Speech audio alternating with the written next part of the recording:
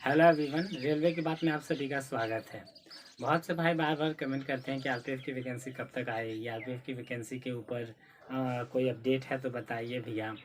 देखिए, आरपीएफ की वैकेंसी कब तक आएगी ऐसी कोई अपडेट फ़िलहाल तो नहीं है, लेकिन एक खबर आ रही है कि मई से जून तक आरपीएफ की वैकेंसी आपको देखने को मिलेगी। देखिए, इस चीज़ को आप समझिए प्रीवियस ईयर के अकॉर्डिंग। देखिए, आरपीएफ कांस्टेबल एसआई की जो वैकेंसी थी वो 2018 में आई थी और अभी 2022 हो गया है, यानी कि 4 साल का ड्यूरेशन हो गया है। इस बीच बहुत से कांस्टेबल एसआई रिटायर हुए होंगे, बहुत से जगह पोस्ट खाली हुई होगी। तो आप मान कर चलिए कि 2022 में आपको आरपीएफ कांस्टेबल एसआई की जो वैकेंसी है वो देखने को मिलेगी। लेकिन कब तक आएगी और कब तक नहीं आएगी ये बताना थोड़ा मुश्किल होता है, लेकिन फिर भी ऐसा अनुमान हम लगा सकते हैं कि मई जून तक आपको इसकी वैकेंसी का नोटिफिकेशन देख आप सकते हैं, आपको देखने को मिलेगा। देखिए, होता क्या है कि मैं कोई गलत इन्फॉर्मेशन नहीं देना चाहता यूट्यूब के माध्यम से आपको। बहुत से यूट्यूबर भाई हमारे क्या करते हैं ना, आप भी देखे होंगे, आप उनकी यूट्यूब वीडियो देखते होंगे तो उस पर थंबनेल पर ही लिखा रहता है कि आ गई 9,000 प्लस वैकेंसी आरपीएफ कांस्टेबल की, 10,000 plus vacancy RPF constable SI की। देखिए, और जब आप उन वीडियोस पर क्लिक करते हैं और आपको सारे इन्फॉर्मेशन वो देते हैं कि ऑफिशियल तौर पर ऐसा बताया गया है, लिंक एक्टिवेट इस दिन से हो जाएगा। देखिए, और जब आप जाकर सर्च मारते हैं तो आपको पता चलता है कि ऐसा कोई भी ऑफिशियल नोटिफिकेशन अब तक रेलवे मिनिस्ट्री द्वारा जारी नहीं किया गया है।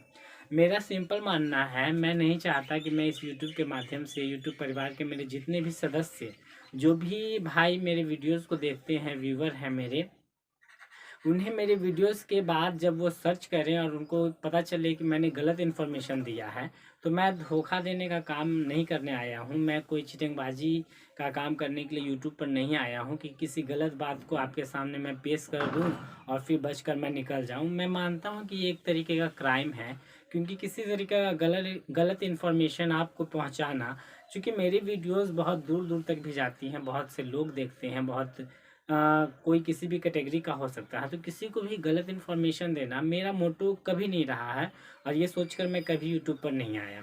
तो आरपीएफ वैकेंसी में देखिए, अब तक तो किसी प्रकार का कोई ऑफिशियल तौर पर रेलवे मिनिस्ट्री ने कुछ भी नहीं कहा है कि हाँ, इस समय तक आरपीएफ की वैकेंसी आपको देखने को मिलेगी या ऑनलाइन डेट ये है।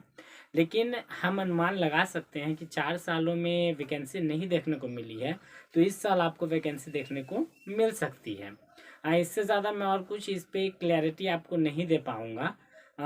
और यूट्यूबर की तरह और यूट्यूबर भाइयों की तरह मैं आपको गलत नहीं बताऊँगा कि 9,000 प्लस वैकेंसीज़ आ गई हैं। मैं से आपका नोटिफिकेशन आ जाएगा, आ भी सकता है और आप मान कर चलिए तो नहीं भी आ सकता है, क्योंकि रेलवे मिनिस्ट्री ने ऐसा कुछ भी ऑफिशियल तौर पर अब तक अनाउंस नहीं किया है। बहुत से प्रोसेस पहले से ही रेलवे द्वारा किए जा रहे हैं, जैसे ग्रुप डी का एग्ज़ाम भी लेना है, एनटीपीसी सीबीटी 1 हो गया, उसका रिज़ल्ट अभी हाल में उन्होंने रिवाइज रिज़ल्ट दिया है, और सीबीटी 2 उनका कंडक्ट करवाना है। तो बहुत से काम पहले से रेलवे मिनिस्ट्री कर रही है। उस बीच अब देखना बाकी है हमें भी कि कब तक वो इस वैकेंसी को लॉन्च करती है और कब से इसका प्रोसेस शुरू होता है। लेकिन चूँकि यदि इस वीडियो में आप आ ही गए हैं तो क्लैरिटी के साथ मैंने आपको पहले ही कह दिया कि वैकेंसी कब तक आएगी ये बताना थोड़ा मुश्किल है, लेकिन मई जून तक आपको नोटिफिकेशन देखने को मिलेगा। जब तक ऑफिशियल तौर पर रेलवे मिनिस्ट्री कुछ भी नहीं कहती, किसी तरीके का कोई नोटिफिकेशन नहीं जारी करती, तो तब बता पाना थोड़ा मुश्किल होता है। लेकिन आप मान कर चलिए कि इस बार आपको वैकेंसी देखने को मिलेगी, कांस्टेबल और एसआई सब इंस्पेक्टर दोनों की। तो हल्का बात कर लेते हैं हम कि आरपीएफ कांस्टेबल की यदि हम बात करें,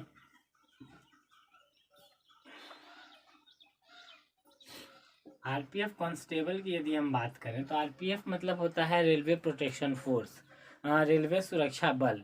तो आरपीएफ कांस्टेबल में यदि आप मिनिमम क्वालिफिकेशन जानना चाहें तो 10th पास, यानी कि यदि आप भारत के किसी भी बोर्ड से, किसी भी स्टेट से 10वीं पास है तो आप कांस्टेबल के फॉर्म को फिलअप कर सकते।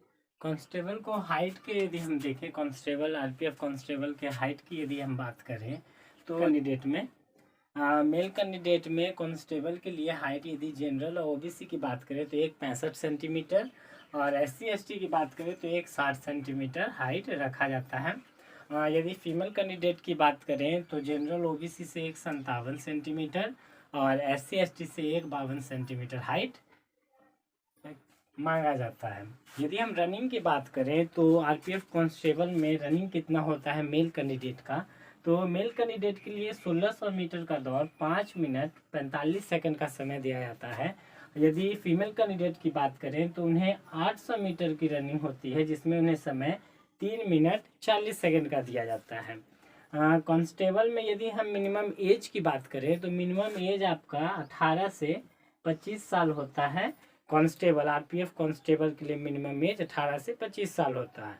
आज और एज रिलैक्सेशन जो ओबीसी को 3 साल का एज रिलैक्सेशन और SC/ST को 5 साल का एज रिलैक्सेशन मिलता है। यदि हम एसआई की बात करें, सब इंस्पेक्टर आरपीएफ के सब इंस्पेक्टर की बात करें तो हाइट की यदि हम बात करें तो हाइट का क्राइटेरिया कांस्टेबल और एसआई दोनों का सेम ही रहता है। जनरल ओबीसी के लिए मेल कैंडिडेट में 1 65 सेंटीमीटर, SC/ST के लिए 1 60 सेंटीमीटर। यदि फीमेल कैंडिडेट की बात करें तो एसआई के लिए फीमेल कैंडिडेट में जनरल ओबीसी के लिए 157 सेंटीमीटर और SC/ST के लिए 152 सेंटीमीटर हाइट रखा जाता है।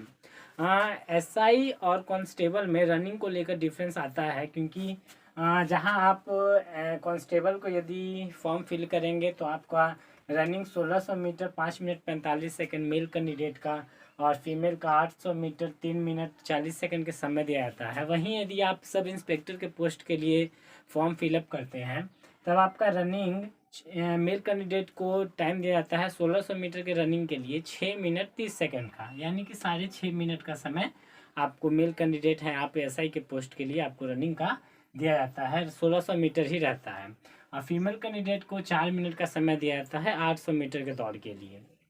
लॉन्ग जंप की बात करें तो यदि आप कांस्टेबल के लॉन्ग जंप की बात करें तो 14 फीट मेल कैंडिडेट का, फीमेल कैंडिडेट का 9 फीट लॉन्ग जंप लिया जाता है। और यदि हाई जंप की बात करें कांस्टेबल की तो 4 फीट मेल कैंडिडेट का और फीमेल कैंडिडेट का 3 फीट हाई जंप लिया जाता है। यदि हम एसआई की बात करें तो एसआई में यदि आप लॉन्ग जंप को देखें तो 12 फीट मेल कैंडिडेट के लिए और फीमेल कैंडिडेट के लिए 9 फीट रखा जाता है। हाई जंप की बात करें तो 3 फीट 9 इंच मेल कैंडिडेट के लिए और फीमेल कैंडिडेट के लिए 3 फीट हाई जंप मांगा जाता है। ऑलमोस्ट आप देखें तो लगभग पैटर्न सेम ही रहता है। तो आरपीएफ एसआई और कांस्टेबल की वैकेंसी आपको जल्द देखने को मिलेगी। क्राइटेरिया क्या होता है, मिनिमम एज क्या होता है, क्वालिफिकेशन क्या होता है, रनिंग कितना लिया जाता है फीमेल का मेल का, इन सभी चीज़ों को अब तक हमने डिस्कस किया है। यदि कोई और भी प्रॉब्लम हो तो कमेंट बॉक्स में ज़रूर बताइएगा। मेरी वीडियोस में बने रहिए। मैं किसी तरह का गलत इन्फॉर्मेशन आपको देने की कोशिश नहीं करूँगा। मैं ट्राई करता हूँ, मैं हमेशा कोशिश करता हूँ कि एक ऑथेंटिक इन्फॉर्मेशन आप तक पहुँचे। मेरे जितने भी व्यूवर्स हैं उनसे मेरा जो रिश्ता है वो विश्वास का रिश्ता हमेशा बना रहा है, यही मैं हमेशा कोशिश करता हूँ। सो वीडियोज़ में बने रहिए, मेहनत करते रहिए क्योंकि वैकेंसी तो आएगी ही। Thanks for watching my video. Thank you.